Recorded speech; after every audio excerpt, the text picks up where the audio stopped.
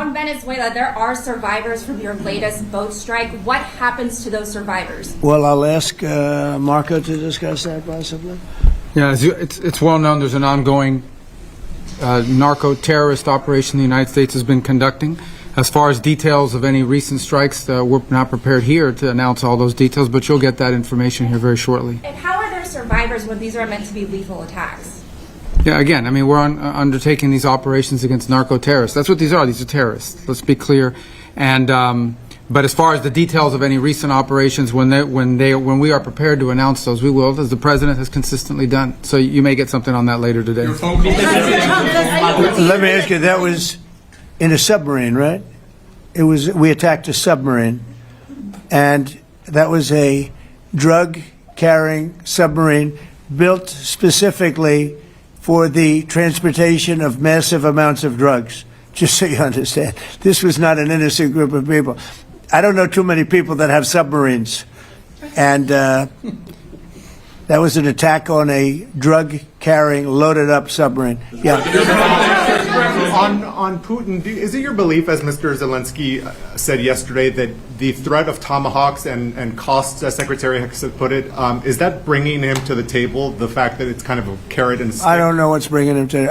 I think he wants to make a deal, that's all. I can't tell you what's bringing him. Sure, that's the threat of that is good, but the threat of that is always there. Tomahawks are very dangerous weapons. They're incredible weapons. If you like warfare, it's one of the most accurate. You know, we hit 30 Tomahawks in Iran after the B-2s did their damage. We sort of gave it a little capper with 30 Tomahawks from a submarine, quite far away actually. But they're an amazing weapon. They're a very powerful weapon, but they're a very dangerous weapon, and it could mean big, escalation. It could mean a lot of bad things can happen. Tomahawks are a big deal. But one thing I have to say, we want tomahawks also. We don't want to be giving away things that we need to protect our country. We have a very strong country right now. We have a strong military. We have the greatest military in the world. We have the greatest weapons in the world. I want to get this war over. Okay? Putin-Trump tunnel to connect Russia and Alaska. Are you interested? I just heard about it. A tunnel from Russia to Alaska. I just heard about that one. That's an interesting one. We'll have to think about that. I hadn't heard that. We just did a nice road in Alaska that's going to get us to a lot of minerals, and we have a piece of it, a good piece of the ownership because of the fact we made it possible. But this came up yesterday, a tunnel from Russia to Alaska. That's an interesting. What do you think of that, Mr. President? Do you have any ideas? How do you like that idea? I'm not happy with this. I don't think you're going to like it. I don't think he liked it. I don't think he liked it. President Trump, do you think that Vladimir Putin, do you think that Putin is your gut instinct? Well, we had a senator that wanted, remember, from Hawaii, she wanted a tunnel from the mainland to Hawaii, and she said, well, we can't do that, so we're going to build a railroad to Hawaii. Do you remember? She's a current sitting senator, a Democrat. She wants a railroad to go to Hawaii, right? You know who that is, right? She's another. She's another beauty. President Trump, your gut instinct. Yeah, please. On your meeting with Putin, aren't you concerned that maybe the Russian president is trying to buy himself more time? Yeah, I am. But you know, I've been played all my life by the best of them, and I came out really well. So it's possible. Yeah, a little time. Is your gut instinct? It's all right.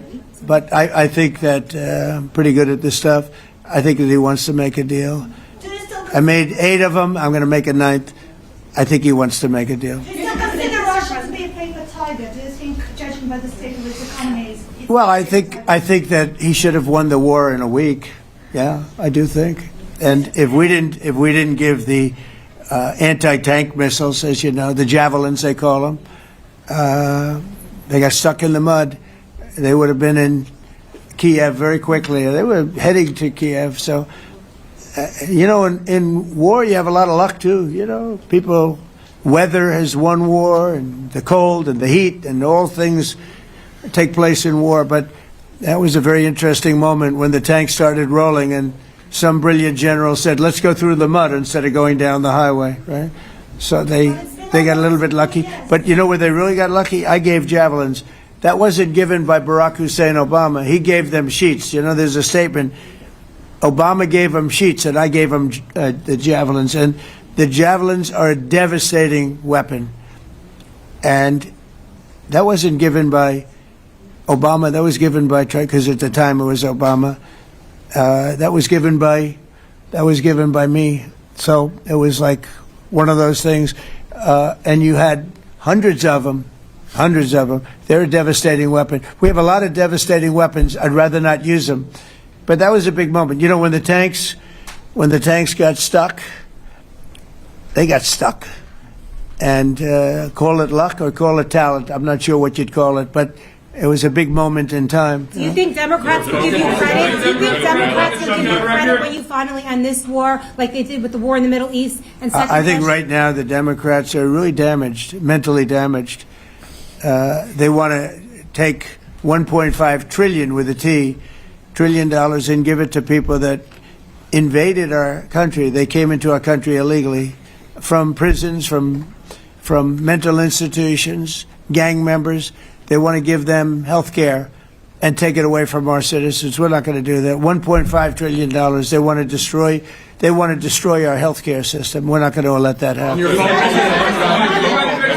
Have you authorized CIA operations in Venezuela as part of? Well, I wouldn't say that, but some interesting things are happening around the world. I'll say that. Mr. President, it has been reported that Maduro offered everything in his country, all the natural resources. He even recorded a message to you in English recently, offering mediation.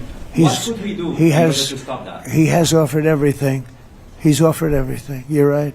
You know why? Because he doesn't want to fuck around with the United States. Thank you, everybody. Thank you. Thank you, everybody. Thank you, guys. Thanks, guys. Let's go.